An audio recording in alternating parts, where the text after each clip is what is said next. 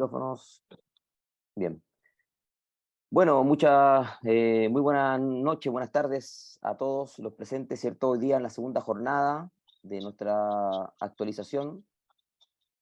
Tengo el honor de presentar a un gran amigo, Hernán Torres, el preparador físico, uno de los grandes preparadores físicos de Chile, ¿cierto? Para mí, uno de los mejores en todo aspecto.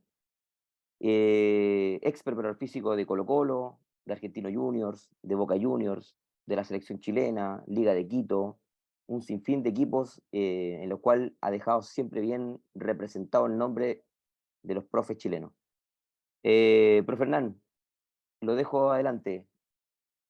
Bueno, Patricio, muchas gracias por esta linda invitación. Tú sabes que siempre donde hay docencia existe crecimiento y la verdad que no soy digno de tanto alabanza, pero yo también tengo una admiración, tú sabes, por tu trabajo y por los profes chilenos y en realidad por todos los profes que siempre están en un liderazgo silencioso, ¿no? Y siempre trabajando en función de la convicción. Quiero agradecer también la participación de todos los profesores que están presentes. Quiero intentar en 45 minutos transmitir una idea y una convicción un poco acerca de ciertos temas. Bien. Eh, bueno, un poco el camino ya Patricio lo comentó. Hoy día me toca estar a cargo del Departamento de Ciencia de la Selección chilena y aparte de todo el proyecto de preparadores físicos de las selecciones menores de Chile, femenino y masculino. Y estoy aquí hace 4 meses en un muy lindo proyecto que tiene que ver con la transformación educacional y básicamente con la transformación de rendimiento de nuestras selecciones que no están pasando hace muchos años por un camino, no diría correcto en su totalidad, pero hay algo que nos falta para poder alcanzar algunos resultados. Básicamente, hace más de 15 años que me empecé a enfocar en algo que me parecía que iba a ser el futuro de los preparadores físicos, que lentamente nosotros nos fuimos transformando en ingenieros del número, ingenieros comerciales de la preparación física, básicamente porque la tecnología arrastraba una cantidad de datos inmensos que iba a ser lentamente, iba lentamente arrastrando a todos los preparadores físicos a insertarse en una forma de controlar la carga y de poder controlar el rendimiento, que al fin y al cabo es la razón y el objetivo de nuestra carrera, ¿no? En los distintos equipos.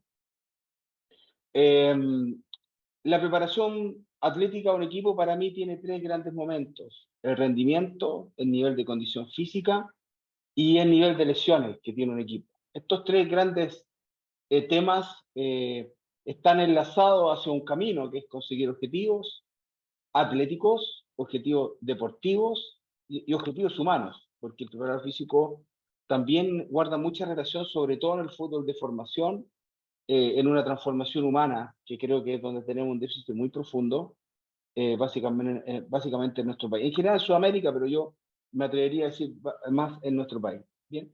Entonces, estos 3 temas son sumamente importantes cuando uno habla de una preparación de un equipo en un periodo pretemporada o en un microciclo, o en el primer microciclo, o en uno de los microciclos competitivos, podemos llevarlo a cualquier situación. Obviamente que cada uno tiene un contexto distinto y en un momento distinto. Creo que la carga y el ejercicio, no hay ejercicio antiguo ni ejercicio moderno, sino que sencillamente el ejercicio tiene un momento. Igual que la jugada tiene un momento, el ejercicio tiene un momento, y la carga también tiene un momento. ¿Sí? Un momento de la semana, un momento del mes, un momento del equipo, un momento de un contexto emocional de un equipo, un momento de rendimiento de un equipo. Va siempre, y un lineamiento biológico que pasa a ser uno de los más importantes, que después vamos a ir detallando. ¿Bien? Se concentra básicamente en que las pretemporadas o la intertemporada, o básicamente aglutinar partidos, sobre todo cuando uno le toca jugar en Copa Libertadores, hay mucha concentración de carga, tanto de juego, tanto de aceleraciones, tanto de distancia recorrida, ¿cierto? De distancia por minuto, de sprint, de máxima velocidad. Hay una concentración permanente de carga. Entonces, por lo tanto, cada vez que uno concentra una carga importante, el control de carga como concepto tiene que ser mucho más minucioso y mucho más detallado. Bien, entonces, por lo tanto, el fútbol, que parece un deporte, que es un deporte colectivo conceptualmente, en realidad para los preparadores físicos, o por lo menos para mí, un conjunto de rendimientos individuales, y en ese conjunto de rendimientos individuales también es distintos rendimientos de carga individualmente. Los porteros tienen una tasa de esfuerzo y una preparación atlética distinta, no tan distinta, pero en algunos contextos muy distinta al defensa, muy distinta al volante, muy distinta al delantero, ¿no? Hoy día el delantero juega mucho de espalda en algunos equipos del arco, a veces llegan con mucha presencia en el área, los volantes a veces se juega con volantes de corte, volantes mixtos, a veces juega con un creador que marca las pausas del equipo y el ritmo del equipo. A veces hay defensas que salen jugando, que filtran la pelota. Bueno, todos estos contextos que tienen que ver con análisis futbolístico, también va acompañado con un nivel atlético. Y ese nivel atlético es diferenciado y tiene que ser totalmente analizado cuando uno prepara un equipo de fútbol, ¿no? Entonces, por lo tanto, aquí hay una foto que obviamente que la mayor concentración de carga permanentemente va relacionado con los altos índices lesionales. Hay lesiones que no tienen que ver con el entrenamiento, porque la lesión es un elemento multifactorial. No sé si ustedes vieron el partido Colo-Colo con Boca, es muy inusual que en un partido de fútbol hayan 5 o 6 lesiones en un partido y 4 musculares. Eso responde de que el fútbol, aparte de una variable de entrenamiento, también hay una variable emocional muy potente, y esa variable emocional es muy individual. Entonces, por lo tanto, en la medida que nos acercamos a lo individual en la preparación, una radiografía mucho más exacta vamos a tener de la forma como debemos planificar. ¿Bien? Bueno, algo un poco de las injerencias también, que ya lo conversamos. Vamos a arrancar un poquito con algunas definiciones que tienen que ver con el periodo más importante o uno de los más importantes, un poco, yo diría, la palabra no es manoseado, pero yo diría que, no sé si mal entendido muchas veces, o heredado, ¿sí? Es un concepto heredado de antiguas metodologías, distintas formas, y la pregunta siempre me la hice, ¿no? Así, ¿cuándo arranca una pretemporada? ¿Cuándo arranca el primer día del trabajo o la pretemporada arranca en el último partido de la temporada? Y básicamente para mí arranca en el último partido de la temporada, al menos que yo tenga un equipo completamente nuevo, donde hayan 15 incorporaciones nuevas, ¿sí? De todas maneras, esas 15 incorporaciones nuevas uno debería tener el control de carga todo el año del equipo donde viene. Y en el caso de que uno le toque básicamente tener un equipo ya preparado, que ya estuvo, obviamente que los periodos de transición, yo diría que periodos de recuperación activa o recuperación o en un contexto más recreativo, o la actividad física más recreativa, por decir así, debe ser para mí diferenciada. Es decir, un equipo donde el 70% de los jugadores tiene más de 4.000 minutos o más de 3.000 minutos, no puede tener la misma cantidad de descanso que un jugador que tuvo 300 minutos en una temporada, ¿no? Yo creo que ahí marca este proceso de recuperación debe ser diferenciado para mí en los distintos equipos donde están. Probablemente ustedes pueden preguntar, sí, pero es difícil dar vacaciones a uno. Yo creo que hay que asignar distintas tareas y yo creo que en algún momento o se alarga la vacación, que es muy difícil para nosotros, o tenemos una diferencia cuando vuelve el proceso. Es decir, cuando se vuelve al periodo inicial de preparación, obviamente que debe marcar ciertas diferencias el periodo de individual con relación a la carga. Objetivos puntuales para mí: obtención de información de todo el ciclo anterior, de toda la temporada, procesos lesionales, tendencias lesionales, ¿sí? Es decir, un músculo más biarticular, que generalmente son los músculos que participan más en esta estadística, situaciones que han ocurrido, situaciones mecánicas, situaciones traumáticas, todo el índice lesional que tuvo el equipo, todo el índice de carga que tuvo el equipo, las distintas curvas, los distintos rendimientos, cuando uno vio mejor el equipo, la carga aguda que uno pudo presenciar tomando 4 ciclos de partido, o 21 días y tener la relación del fitness del equipo, un poco tener información de cómo tuvo el proceso anterior. Nunca un proceso tan exacto, ¿no? Pero básicamente lo importante es tener información.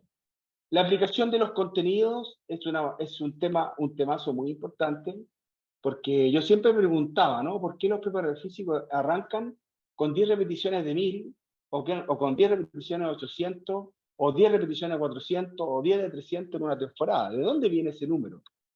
Es una linda pregunta, porque en realidad una pretemporada es un periodo preparatorio que no debe estar desconectado del escenario más importante, que es el partido.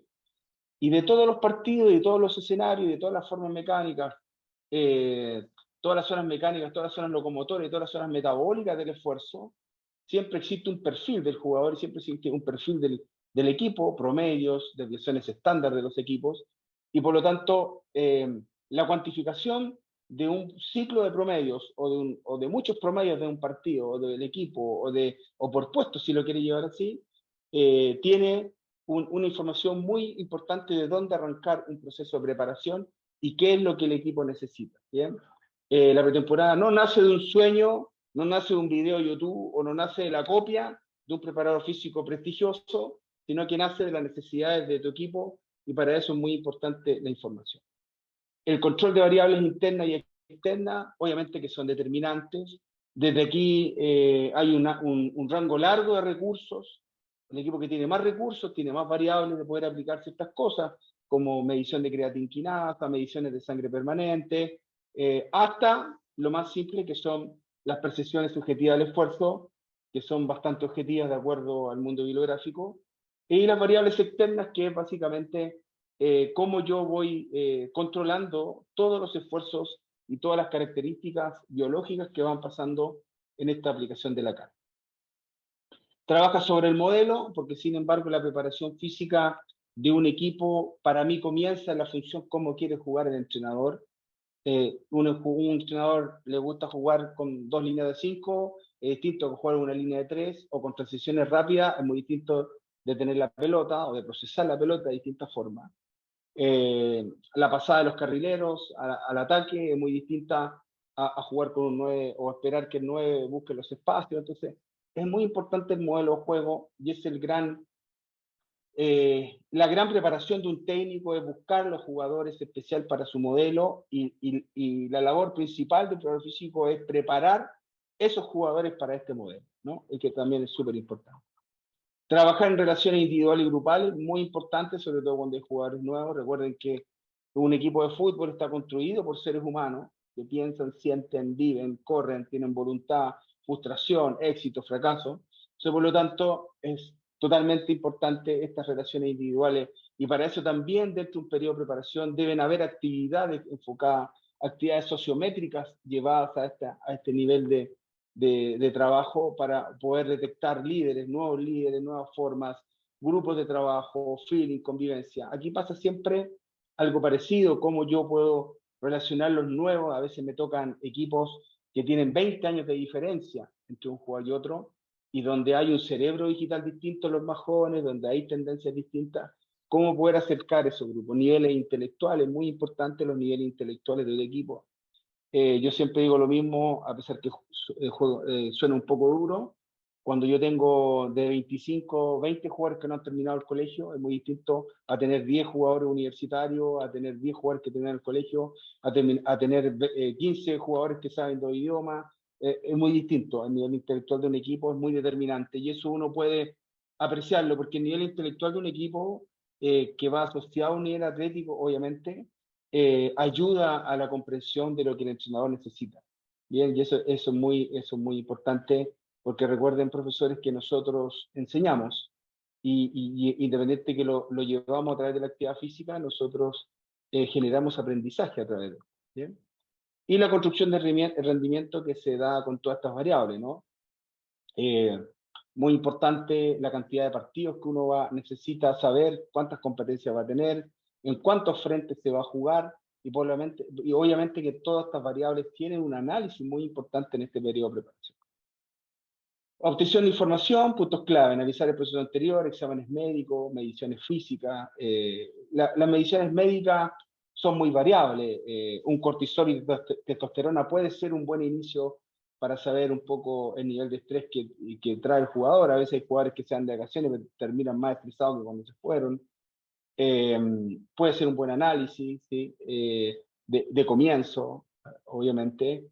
Mediciones físicas, las mediciones físicas son muy variadas, pero uno siempre tiende a llevar un elemento de fuerza, un elemento de velocidad, un elemento de agilidad, donde hay cambio de dirección, una prueba más de endurance, ¿cierto? Una prueba de velocidad en distintas distancias, dependiendo de lo que el preparador físico acostumbre y quiera ver, ¿no? Saltabilidad, ¿cierto? Que generalmente...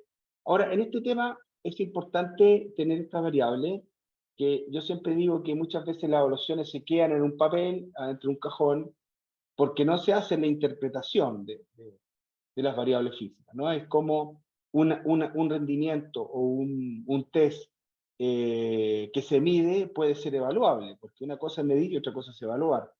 Y la evaluación del dato es interpretar el dato y construirlo en una ayuda metodológica hacia los jugadores, ¿no? De esa es la idea, ¿no? Es un poquito de esta medición física.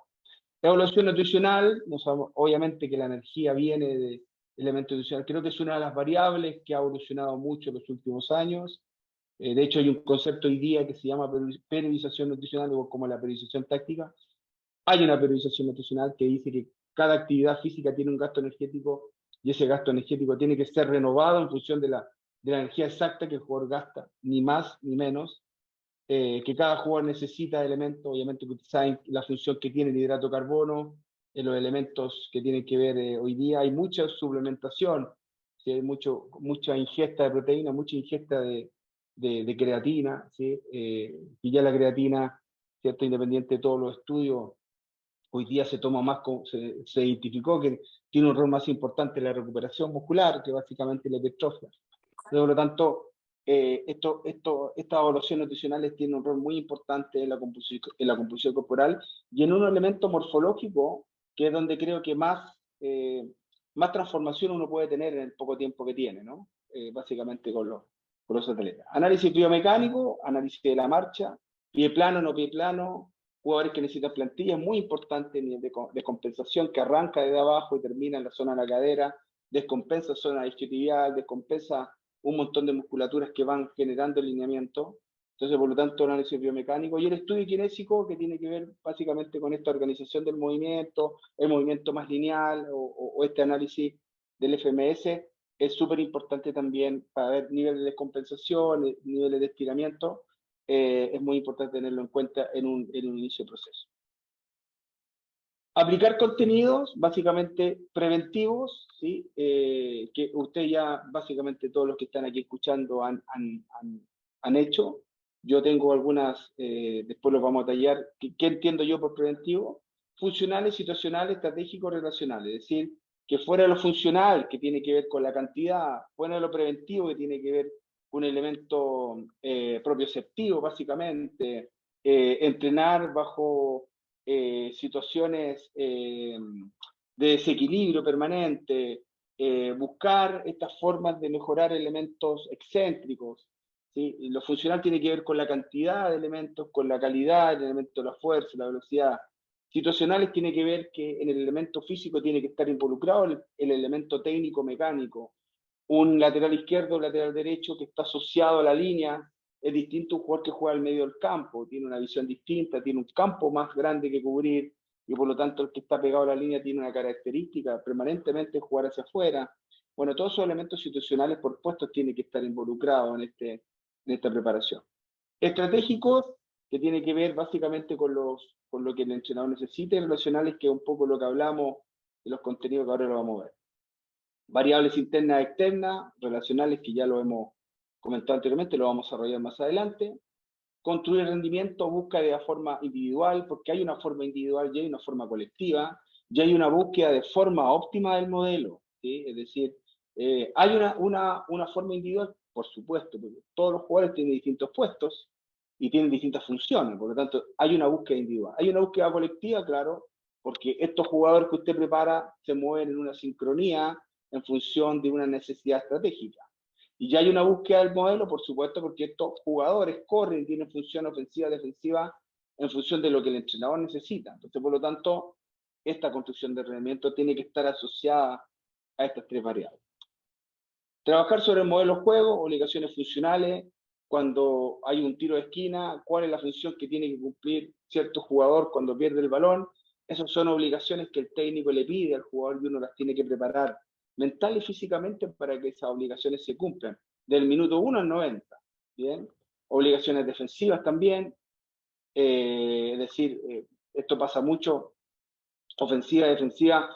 ¿Se acuerdan que antes uno no es Messi, porque Messi juega de los últimos 3 cuartos de cancha para adelante, a excepción de la selección argentina, que se mueve un poco más libre, tiene un poquito más de distancia recorrida, que son más o menos 8.500 metros los que recorre él? Básicamente es de que hoy día el jugador que pierde la pelota, una vez va tomando un puesto defensivo para ayudar al equipo. Generalmente hoy día los equipos, la mayoría de los equipos, pasa la línea de pelota cuando la pierde. Entonces, hay muchas variables que van funcionando y que el técnico lo plantea en una estrategia. Y por lo tanto, en esa estrategia uno tiene que ir llevándolo a cabo y ayudarlo desde la perspectiva, ¿no? Trabajo de relaciones, conectar al equipo con la idea del entrenador. Esto es muy importante. Esto es, cuando uno dice que uno tiene lealtad porque se va con un entrenador, no. La lealtad que tiene el preparador físico con el entrenador es entregarle el máximo de conocimiento que uno tiene para que los procesos sean victoriosos. Conectar el equipo con la idea del entrenador, es decir, si el equipo necesita presionar, el equipo necesita ir al frente, uno convencer al equipo, prepararlo y convencerlo que es posible. Básicamente los preparadores físicos trabajamos en una sintonía distinta, en un plano medio, donde el entrenador no puede llegar, donde está el corazón del jugador con el corazón del PF, y logra el PF recopilar mucha información que el entrenador no tiene. Entonces, por lo tanto, esa información inteligentemente uno lo genera en una convicción que va detrás de esta idea del entrenador. Conectar el equipo con los objetivos propuestos, muy importante conectar el equipo con el objetivo real, no con el ideal ni el sueño.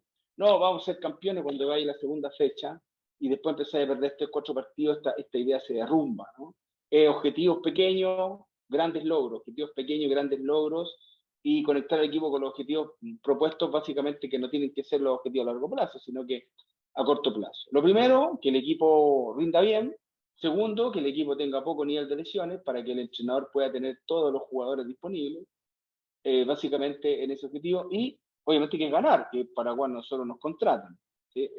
Pero sabemos que el ganar tiene más variables que el prepararse bien y jugar bien, tiene muchas más variables, por eso es un deporte de incertidumbre, pero visualmente que quede la sensación de que lo que se enseña se realiza, y eso es muy importante para pasar los malos momentos muchas veces en el fútbol. Conectar al equipo con la construcción de las relaciones, muy importante las relaciones entre ellos, que puedan compartir, que puedan participar y que se puedan relacionar. Hoy día esto ve poco los equipos, y se va viendo lentamente cada vez menos. Hay una generación de jugadores muy individuales. Hoy día los jugadores hablan más con sus representantes que con sus compañeros. Por lo tanto, esta construcción es importante poder insertar.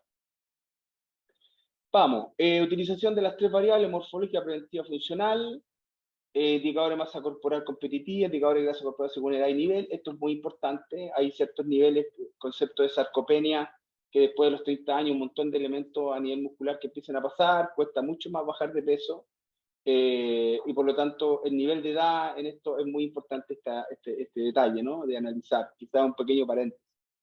Indicadores de masa corporal competitiva, hay ciertos parámetros que son individuales y competitivos para poder participar de un deporte, ¿cierto? Que tiene que ver con el nivel atlético de un deportista, básicamente ya un poco educativo, pasa a ser este elemento. Indicador de niveles musculares para la actividad deportiva también, ¿no? Hoy día el choque, que es un elemento que no se analiza en la carga, que tiene que ver con el choque permanente, es un tema muy importante a desarrollar. Yo siempre cuento el mismo ejemplo. Me pasó en una charla con MEOL, conversando con la gente de la UEFA, conversábamos acerca de este tema. Y decía, claro, muy cierto, yo tengo un deportista chileno que en el campeonato choca durante 16 veces con un tipo, estoy tocando el tema 16 veces como un promedio, ¿no? 16 veces con un tipo que pesa 70 kilos, después va a la Copa Libertadores y choca con un tipo de 80 kilos, y después va a una Champions y choca con un tipo de 85 kilos. Digo, no en toda la estructura los jugadores pesan eso, pero con niveles de potencia distintos, con niveles de velocidad distintos, con niveles de estructura distintos, y obviamente que el jugador eso lo va disminuyendo. Es muy importante este elemento morfológico a tomar en cuenta. Ahora el trabajo preventivo, cuando yo les comentaba sobre el trabajo preventivo, trabajar en desequilibrio extremidad dominante y no dominante, recuerden que uno tiene la lateralidad por esencia natural, de golpear por un sector, por un plano, y es súper importante preparar el otro plano, porque muchas veces nos quedamos con la preparación de un plano, golpea 40 bordes internos con la derecha, control orientados con la derecha, y el cuerpo va generando un desequilibrio, en todo, pierde armonía en toda su estructura, y eso uno tiene que ir permanentemente alimentándolo. Trabajar desequilibrio agonista y antagonista, súper importante, el ejemplo más grande que hay, el cuádriceps con el isquiotibial, ¿cierto? Que son básicamente, sobre todo el isquiotibial, que es un músculo biarticular, y los músculos biarticulares la característica tiene, igual que el gemelo, hay mucha fibra explosiva, entonces por lo tanto es muy importante tener esta variable contemplada. Estabilización del tronco, recuerden que el tronco es el eje de todo, el momento del giro, de poder sostener una posición, estimulación proprioceptiva del equilibrio, que es uno de los trabajos creo que más antiguos, pero más lindos que existen, el trabajo proprioceptivo. Flexibilidad dinámica, movilidad cintura escapular, columna torácica, columna lumbar. Recuerden que el fútbol tiene mucho movimiento balístico, ¿cierto? Mucho movimiento que tiene que ver con la movilidad. Bien.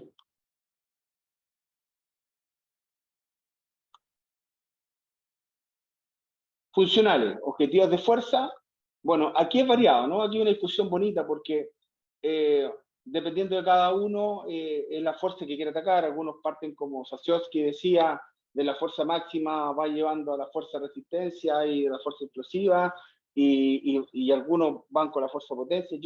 Yo generalmente, en mi caso, los elementos míos están basados en una fuerza más orientada a la velocidad, a la reactividad, que a un elemento en sí. Ahora, el trabajo de preparación de fuerza para tener un cambio morfológico en el jugador, obviamente que tiene una característica distinta, ¿no? De trabajar sobre la potencia, sobre la fuerza máxima, en ese aspecto.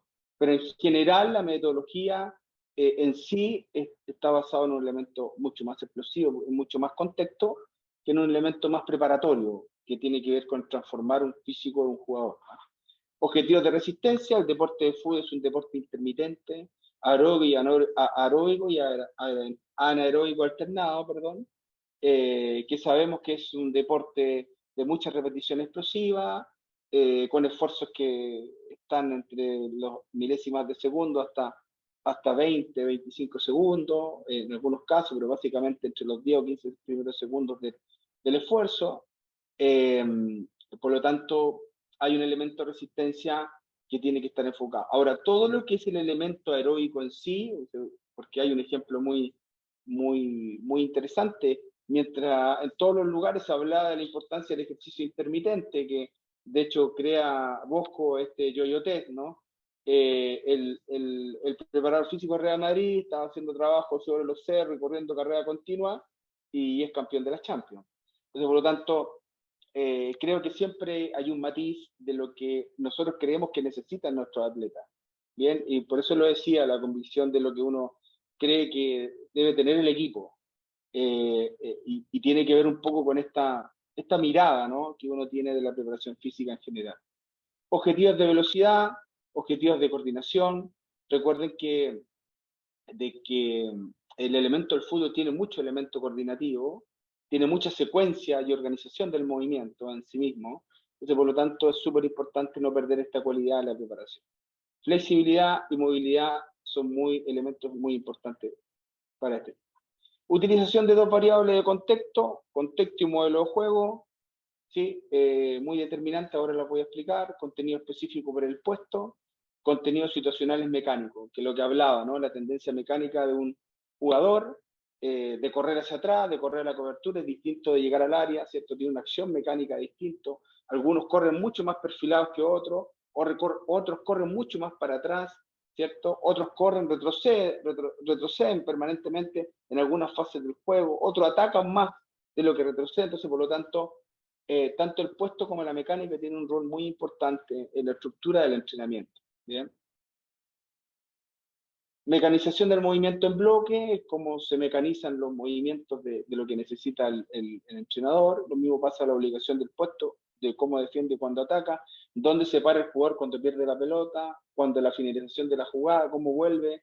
Como yo le explicaba a veces, muchos hoy día tienen la orden de retroceder, de estar siempre atrás de la pelota cuando la pelota se pierde, ¿no? Carga de entrenamiento, ahora les voy a mostrar básicamente un poco la estructura para ir un poquito hablando un poquito de la semana.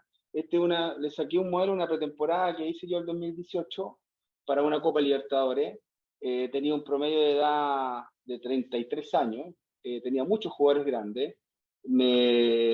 Yo entro en la mitad de un proceso, los cambios no hubieron mucho y nos encontramos con un punto en la Copa Libertadores y el escenario era muy complejo porque teníamos dos torneos y de hecho la primera, voy pasando porque esto ustedes ya lo conocen, este concepto de carga de entrenamiento, esta matriz que probablemente ustedes ya la han visto, que es cómo relaciona una carga externa, la carga de trabajo externa con la percepción de bienestar y cómo voy generando esto de la respuesta interna a mi carga externa y cómo lo voy relacionando en una carga aplicativa, ¿no? Básicamente. Si es más baja, si es más alta, en qué momento el torneo, qué grupo de edad, los jugadores más grandes, los que juegan más, los que juegan menos. Yo siempre digo que es un ajedrez para nosotros la actividad de planificar. ¿Bien? Esta pretemporada tuvo solamente este periodo de preparación por cosas de tiempo. Nosotros fuimos a Brasil a prepararnos la pretemporada 2018. Lo primero que hicimos es básicamente construir 3 grandes microciclos de acuerdo con un partido intermedio, de acuerdo a la realidad que nosotros teníamos. Teníamos casi 25 días para prepararnos.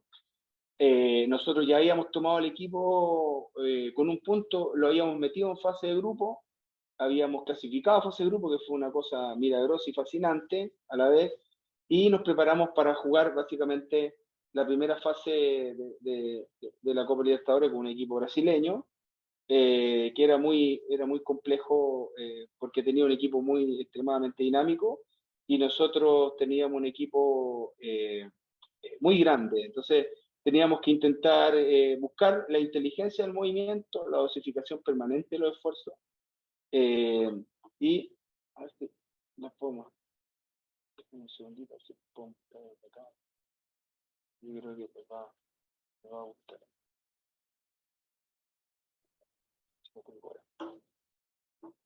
Bien, entonces establecimos una cosa, un viaje por medio, que fuimos a Brasil. Lo primero que hicimos fue, respecto al partido, los valores de distancia respecto al partido, lo que se recorrieron, ¿eh? Siempre teniendo como objetivo el partido en sí. Cuando uno hace una pretemporada, en el caso mío, yo recorro 3 a 3 veces y medio el partido. Esa es la distribución que hago en un microciclo de trabajo, en un periodo de preparación, cuando tengo pretemporada. No más allá de 3 a 3 y medio el partido, pero con variables, acercándonos siempre a las variables que tiene el partido en cantidad de sprint por jugador, en la cantidad, ¿no? Probablemente es algo que algunos lo podrán hacer de otra forma, pero para mí el partido siempre es el escenario más importante de referencia. No es ni el video de YouTube, ni es lo que hizo el preparador físico que trabajó conmigo hace 10 años, sino que sencillamente lo que mi equipo necesita. También valor de duración por día, los valores de hora exacta de entrenamiento, cuando hay 90 minutos, porque hay más de una jornada, hay jornadas que son de gimnasio, jornadas que son en campo, pero en tiempo real. Sacamos el valor de tiempo real que nosotros entrenamos. No el valor desde la charla hasta que estiran, ¿no? Porque eso son más de 2 horas muchas veces, sino que el valor real de entrenamiento por microciclo. Después, valor de duración por sesión de pretemporada, es decir, todo lo que son, antes era valor día, acá es el valor de sesión. Todas las sesiones determinadas, en algunos casos que los minutos son muy pequeños, generalmente eran estructuras de transferencia, o básicamente veníamos del gimnasio con una secuencia de entrenamiento basado en el entrenamiento técnico táctico, ¿no? ¿Sí? Lo sacamos por valor día. Aquí determinamos cómo nosotros medíamos, cuáles eran las zonas en las cuales nosotros llevábamos nuestro entrenamiento en los 4 microciclos, los 3 microciclos más el promedio, para sacar una variable de comportamiento, ¿no? Que es sumamente importante y poder ver ¿qué es lo que yo hago? ¿Qué es lo que yo provoco con los entrenamientos? Porque independiente, lo que uno puede planificar es distinto a lo que uno puede ver que hace en el número, ¿no? Y que a veces es concordante y a veces no es concordante. Lo que uno hace, lo que hace el entrenador, que también es contemplado dentro de la carga, todo lo que hace el entrenador, todo lo que hace el PF es una carga completa, es multifactorial. Entonces, por lo tanto, lo que nosotros uno tiene como planificación muchas veces no coincide con lo que realmente uno piensa al inicio. También, valores de velocidad por día, acá estaba por microciclo, ahora las velocidades por día, todo lo que significaba cada día y la característica de cada una de las situaciones de velocidad, cuándo había involucrado más velocidad, cuándo hay involucrado más espacio reducido, cuándo hay más involucrado espacios más largos, los espacios más largos hay mayor cantidad de velocidades recorridas, cuando el espacio es más chico hay mayor aceleración y desaceleración, ¿cierto? Es muy importante la naturaleza del ejercicio.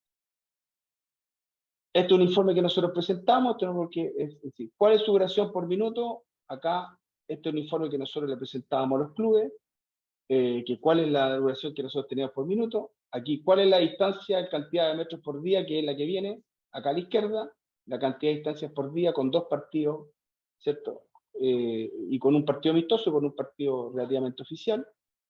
Después, ¿cuál es la distancia para ir midiendo las cantidades de velocidad? ¿Cuál es la distancia sobre 14 kilómetros por hora por día? Están acá la distancia. Después, la cantidad de esfuerzos sobre 14 kilómetros por hora como promedio por día, ¿sí? Que están aquí en la zona izquierda. Bien, básicamente. ¿Cuál es la distancia en metros sobre 20 kilómetros por hora? Que es muy determinante para marcar una velocidad o una intensidad verdadera del entrenamiento. Les voy a decir algo, en los últimos mundiales, no sé si ustedes tienen la posibilidad de ver acá, ustedes pueden ver información de los últimos mundiales, generalmente la mayor cantidad de distancia recorrida en el último mundial es entre 12 y 16 kilómetros por hora. Es decir, que gran parte de eso se concentra ahí, porque los equipos son muy tácticos, los espacios son muy pequeños, y muy pocos llegan al 1% sobre 20 kilómetros o más de 25 kilómetros por hora en algunos casos, ¿no? Son muy pocos los equipos que llegan al 1%, al 0,5%. Básicamente se eleva. Entonces, ¿qué quiere decir? De que si un equipo maneja gran parte de su esfuerzo en esta estructura, entonces esta estructura tiene que estar involucrada metodológicamente en la preparación. Lo mismo pasa en la distancia sobre 20 kilómetros por hora, también debe influir, aquí lo vamos a ver, también debe influir en esta estructura. Obviamente que es muy importante que mientras la actividad sea más intensa, la velocidad recorrida más alta tiene un impacto de recuperación distinta en el jugador. Cuando tú tienes jugadores más grandes, la fuerza es muy determinante para ellos, como un rol preventivo, pero también la dosificación del esfuerzo en estas áreas es muy importante, ¿sí? Y probablemente no se ven grandes distancias o grandes cantidades de distancia en esas áreas, básicamente por lo mismo. Bien, cantidad de esfuerzos en eso, perdón, acá, cantidad de esfuerzos en esa estructura, cuánto es sobre 20 kilómetros por hora. Acá a la derecha está el cuerpo técnico que estuvimos en Brasil, ¿sí? Un fisiólogo cubano que trabajó con nosotros, ayudante técnico, Gualberto Jara, ayudante técnico, Maldonado, ayudante técnico, hoy día está en Brasil, le ha ido muy bien. Jugador de Colo-Colo, ¿sí? Ustedes lo deben recordar. Tito Tapia, Arbiza, arquero de la selección uruguaya, y quien les habla que está acá a la mano derecha. Bien. Entonces después vamos al elemento muy importante que tiene que ver con el rol excéntrico que tiene el fútbol, ¿no? Básicamente con el acelerar y frenar, que tiene que ver que la cantidad de aceleraciones sobre 3 metros partido por segundo al cuadrado, o algunos podrían tomar 2,78 o algunos sobre 4. Alguna bibliografía dice que el punto está en 2,78, otros dicen que el 3, otros dicen que el 4, dependiendo de cómo uno interprete este nivel de aceleraciones, es como uno lo puede determinar, ¿bien? La cantidad de aceleración, desaceleración, y la cantidad de minutos, acá, esfuerzo, acá. Y la cantidad en la frecuencia cardíaca, ¿sí? Básicamente que tiene que ver con sobre el 90% de la frecuencia cardíaca, cuánto de estos esfuerzos están en esta estructura. Es importante señalar de que cómo uno puede, voy al inicio, cómo uno puede llevar esta estructura al microciclo, tanto la distancia recorrida como la aceleración. En el caso mío, es el día máximo de distancia recorrida es el 60% del valor del partido. Bien, y en el caso de la aceleración en un microciclo de trabajo es muy difícil regularla exactamente, porque todo el elemento que tiene el fútbol tiene de este elemento de aceleración y desaceleración. Incluso yo me atrevería a decir que es casi un 160%, entre un 160 y 170% de la variable partido. Bien, la cantidad de sprint un poquito más observable, es cierto, la cantidad de velocidad de sobre 21 km por hora también es bastante observable, y en el caso de no poder llegar a los índices, uno puede complementar cierta estructura de variables mecánicas en este aspecto, ¿no? Y básicamente es tener el control de carga, es detectar esta cantidad de números, estructurarla de forma individual, estructurarla de forma colectiva y darle obviamente un rendimiento al equipo, que es lo que uno básicamente necesita. Bien, yo quise terminar rápido porque a mí lo que más me gusta básicamente es poder compartir con los profes y poder dialogar. Así que muchas gracias por el espacio, Patricio, y estoy